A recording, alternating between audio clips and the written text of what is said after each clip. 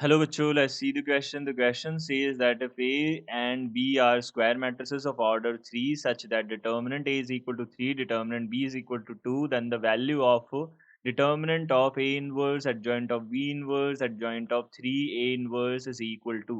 ये किसके इक्वल होगा ये हमको बताना है. So first of all discuss the key concept.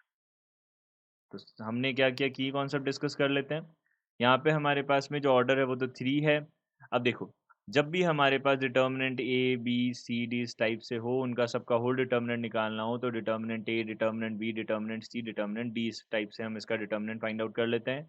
Similarly एक और फॉर्मूला है, determinant of A is equal to कितना होता है हमारे पास, determinant of A to the power n minus one, where n is the order of the determinant, order of the matrix. Okay, so अब यहाँ पे के ए की बात करें, के ए का डिटर्मिनेंट कितना होता है, K to the power n a determinant of A होता है.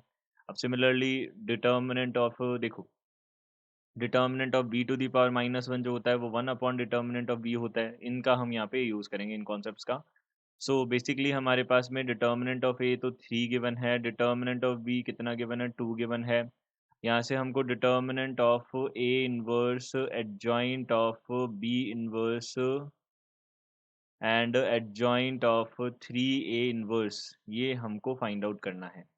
इसका वैल्यू हमको फाइंड आउट करना है. तो सबसे पहले डिटर्मिनेंट ऑफ ए इनवर्स हो जाएगा, फिर हमारे पास determinant of adjoint of B inverse हो जाएगा, फिर determinant of adjoint of 3 A inverse, ये हो जाएगा हमारे पास. तो ये सारे टर्म्स बन गए हमारे पास. सबसे पहले हमने तीनों को अलग अलग कर दिया. अब यहाँ पे फॉर्मूला लगाना स्टार्ट करते हैं.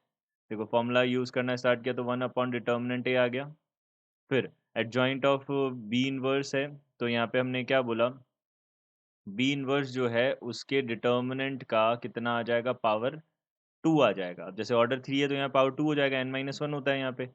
देन उसके बाद में यहाँ पे डिटर्मिनेंट ऑफ 3 ए इनवर्स, इसकी पावर भी 2 आ जाएगी. ये हमारे पास बन गया. इस तरीके से हमने बना दिया.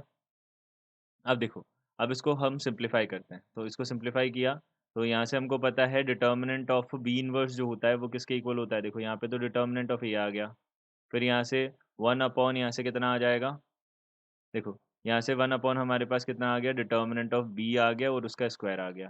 फिर यहाँ से देखो, अब 3 है, 3 टू दी पावर, अब हमको पता है यहाँ पे किसी भी मैट्रिक्स के साथ अगर कोई कांस्टेंट मल्टीप्लिकेशन में होता है उसको बाहर निकालते तो इसकी पावर कितनी हो जाती है हमारे पास में, 3 हो जाती है. उसकी पावर ऑर्डर के इक्वल हो जाती है. तो यहाँ पे पावर 3 और इसकी होल पावर 2 भी थी हमारे पास में, तो 2 भी आ जाएगा. और डिवाइडेड बाई ए इनवर्स का, ए का जो डिटर्मिनेंट है वो डिवाइड में आ जाएगा और इसकी पावर कितनी हो जाएगी, 2 हो जाएगी.